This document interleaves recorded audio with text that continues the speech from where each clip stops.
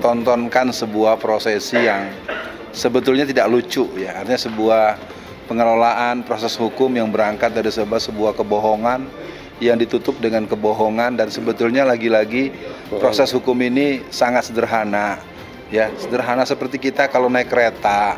Kalau naik kereta itu bawa tiket sama KTP. Jadi kalau tiket sama KTP-nya nggak asli, nggak bisa naik kereta. Apalagi ijazahnya juga nggak ada. Yang dipersoalkan itu ijazahnya, bukan temannya. Maka kalau hari ini, jangankan 2 atau 3 teman, mau 1000, 1 juta, 1 miliar teman Jokowi dihadirkan di dalam persidangan ini, tidak memiliki nilai pembuktian. Takbir! Allah!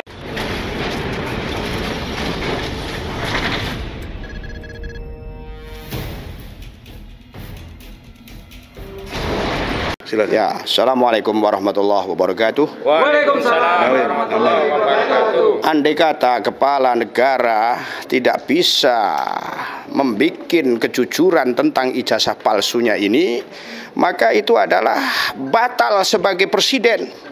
Jadi sudah tidak sah lagi, mereka ilegal karena tidak ada tuntunan dari harapan pahlawan-pahlawan kemerdekaan Indonesia mengharapkan pemimpin yang membawa ijazah palsu.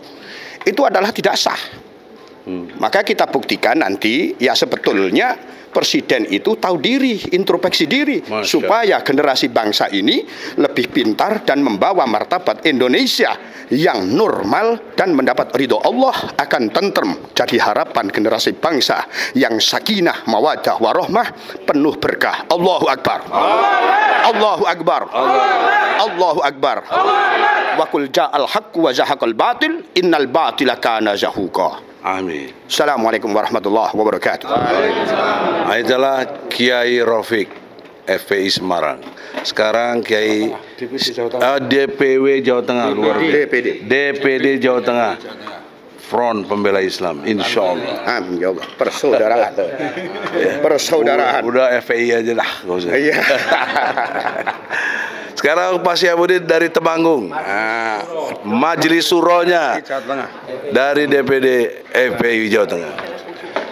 Assalamualaikum warahmatullahi wabarakatuh. Waalaikumsalam warahmatullahi wabarakatuh. Menurut saya bahwa sidang ini selalu berbelit-belit, seakan-akan sidang untuk mengalihkan kebohongan supaya dilihat seakan-akan ada kenyataan. Maka sebenarnya sangat simpel, sidang itu sudah cepat selesai. Jaksa supaya segera membawa ijazah asli Jokowi kalau memang punya. Kalau tidak punya ya diselesaikan saja sidang ini. Apa percuma kita mengadakan sidang terus tapi nggak ada gunanya, gitu loh.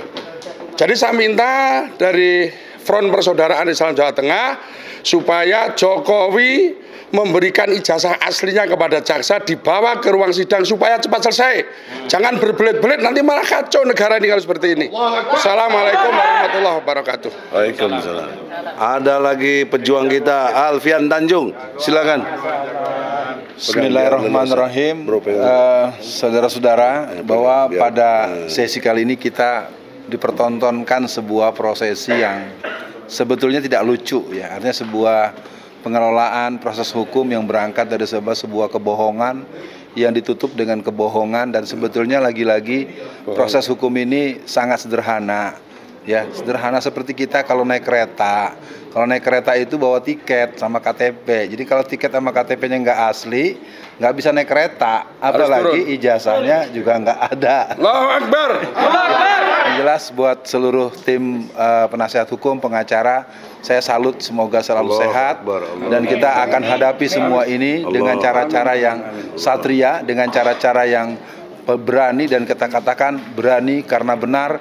Dan untuk hari ini kita sangat berharap sidang diselesaikan dan semua disuruh pulang, kita pulang, dan seluruh termasuk Gus Nur dan Bambang Tri juga pulang. Termasuk Jokowi pulang. Baik, untuk semua semangat kita terus untuk berjuang, untuk menegakkan kebenaran, keadilan, dan kita dukung seluruh peserta atau para pengacara untuk menjadikan proses hukum hari ini punya nilai dan punya kelas. Allahu Akbar. Ahmad Kosinuddin. Oh, sudah tadi Bang, lagi. Sedikit. Baik, takbir. Assalamualaikum warahmatullahi wabarakatuh. Waalaikumsalam. Hari ini kami dari tim kuasa hukum sangat gembira, bahagia dan bangga. Ulama-ulama kita itu berkenan hadir mendampingi kami, hadir dalam persidangan yang terbuka untuk umum.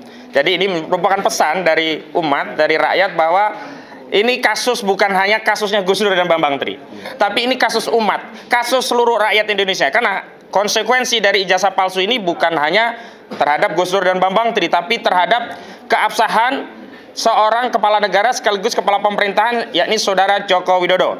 Karena sebagai seorang presiden tentu harus memiliki legalitas dalam proses pencapresan, dan diantaranya adalah dulu harus setor ijazah yang sesuai dengan aslinya. Kalau sebelumnya itu belum sempat diverifikasi KPU, KPUD, misalkan KPUD Solo dulu khilaf, nggak meriksa aslinya.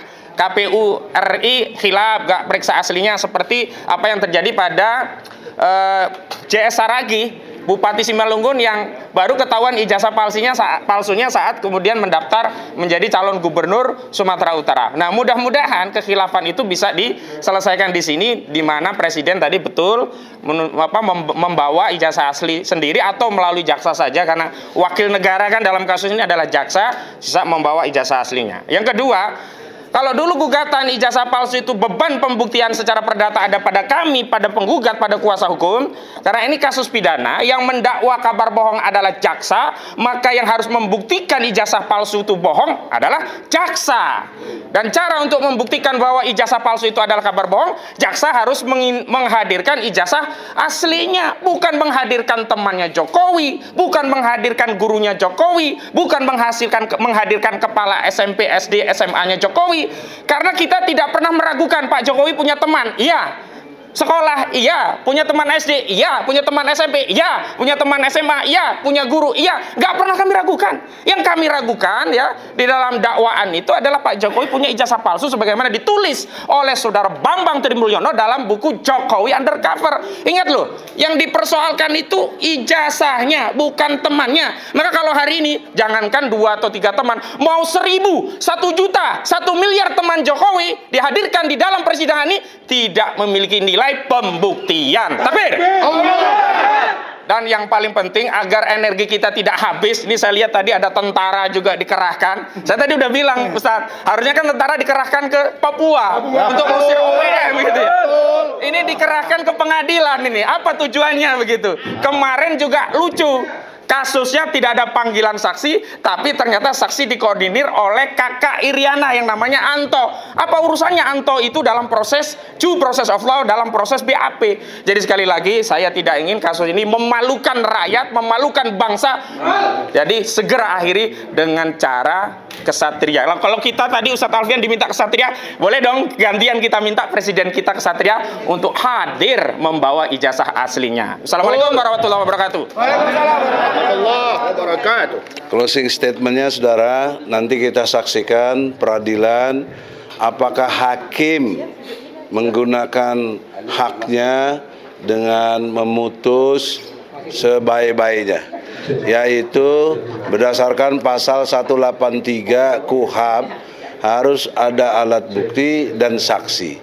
Nah, alat buktinya ijazah asli nggak ada. Saksi menyatakan semuanya tidak lihat ijazah asli. Artinya Jokowi tidak punya ijazah asli. Lalu masa hakim memutus ijazah Jokowi jadi asli? Itu hakim apa nanti? Nah, kita lihat, saksikan.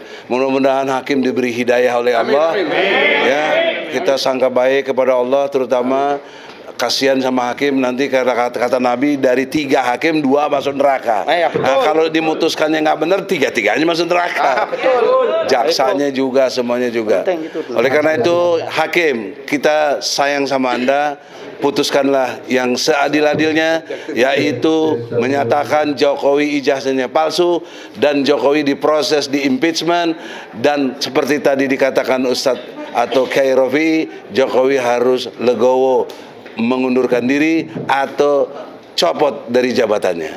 Assalamualaikum warahmatullahi wabarakatuh.